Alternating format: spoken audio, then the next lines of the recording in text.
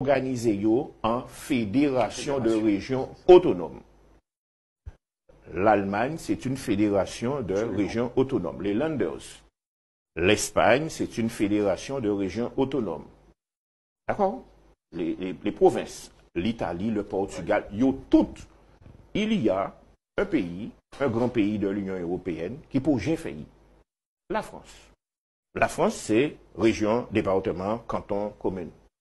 Il pour j'ai organisé en fédération de régions. Qu'est-ce que la France fait pour ça? Premier bitin la France fait, en 1998, il lançait en qui j'en ai dit ça, on débat à l'Assemblée nationale sur l'avenir des dômes. Changez ça, hein? Quelques mois après, automne, déclaration de Master avec Michel Chevrier, Karam et Marie-Jeanne. 2000, la LOUM. D'accord? La LOUM. Et après, 2003, consultation populaire en Guadeloupe. La France a utilisé nous, la Guadeloupe, la Martinique et la Guyane notamment, pour y payer en qui gens pour y payer aller vers les régions, la fédération de régions autonomes telles que prévues par l'Union européenne.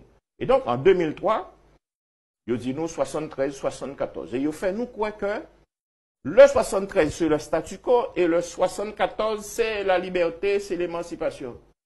73 ou 74, c'est le statu quo. Pour nous, le statu quo, c'est rester dans le cadre de la République française.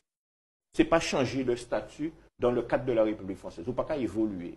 72, 73, 74, PTOM et ou bien autonomie, ou toujours dans la domination coloniale française. Et donc, 2004, Saint-Martin, Saint-Barthélemy, qui viennent des collectivités. Après, il y a des collectivités. En respectant nos amis Saint-Martinois et Saint-Barth, mais c'est des fausses collectivités. Tous les grands services publics de Saint-Martin et de Saint-Barthélemy sont gérés par la Guadeloupe. La sécurité sociale, c'est la Guadeloupe. Pôle emploi, c'est la Guadeloupe. La CAF, c'est la Guadeloupe. L'éducation nationale, c'est la Guadeloupe. Les collèges, c'est la Guadeloupe. Les lycées, c'est la Guadeloupe. La préfecture, c'est la Guadeloupe. Puisqu'à Saint-Martin, on y a un préfet délégué. Est-ce qu'ils n'ont pas fait ça pour réduire les coûts? Non. Ils n'ont pas simplement fait ça. Ils sont en train de faire des essais. Après Saint-Martin, Saint-Barthélemy, ils ont fait la Guyane et la Martinique. Nous sommes en 2010.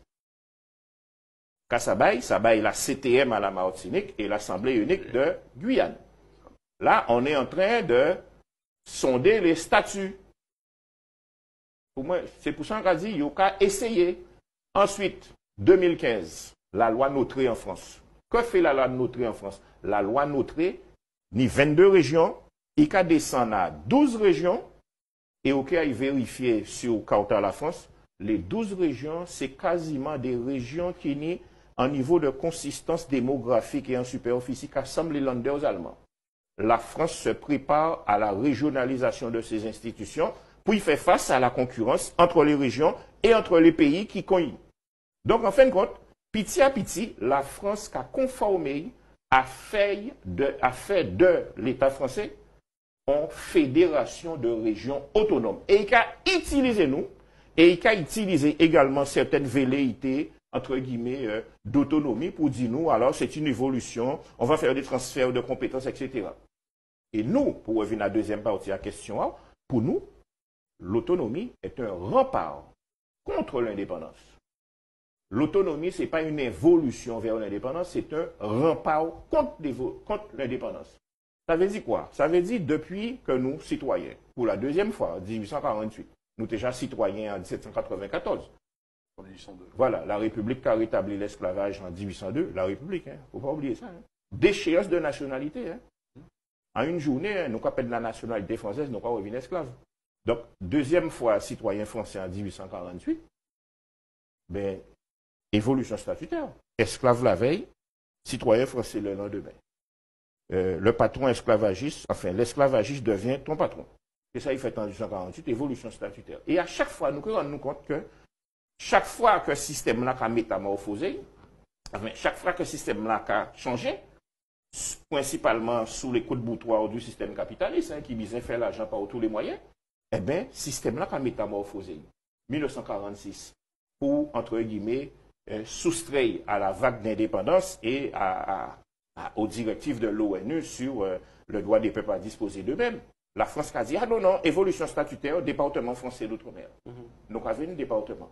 Après ça, en 1970, c'est la régionalisation, la décentralisation avec Gaston Defferre. Et après ça, quand on est là, il y a courir de statut en statut. Mais on croit courir de statut en statut, mais c'est le statu quo.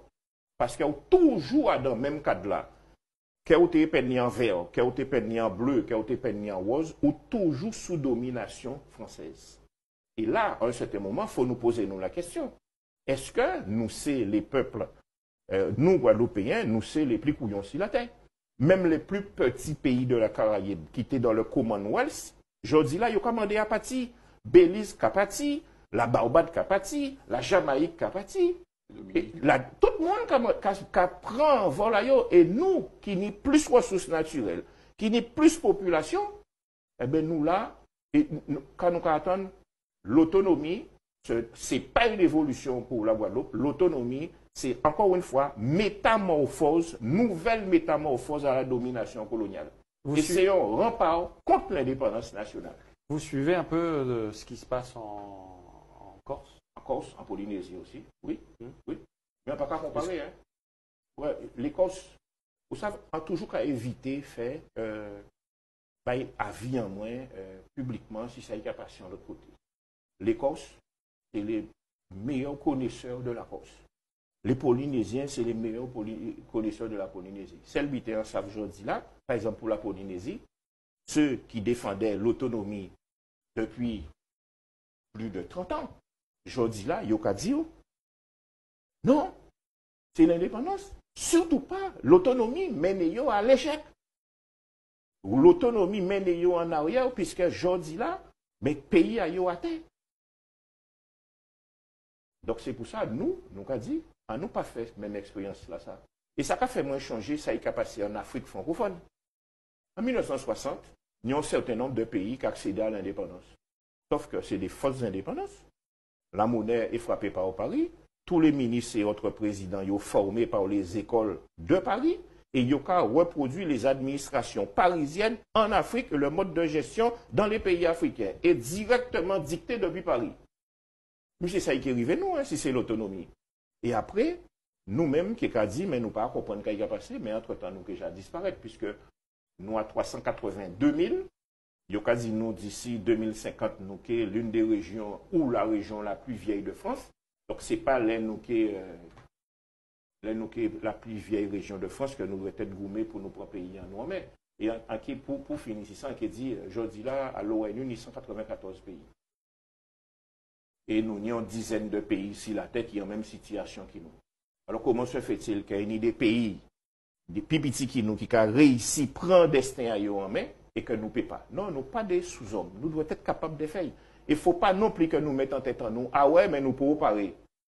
Tout cas, vous pouvez parer, vous pouvez j'ai paré. Pour prendre la décision un jour de dire, mais c'est vers ça nous caille parce qu'il faut nous gérer le pays en nous-mêmes. Je dis là, rien pas caille. Rien pas caille. Alors, s'il faut que nous trompions nous nous-mêmes. Mais à nous arrêter, faire nous tromper nous et à nous arrêter, suivre nous, et nous au mieux. Au cas où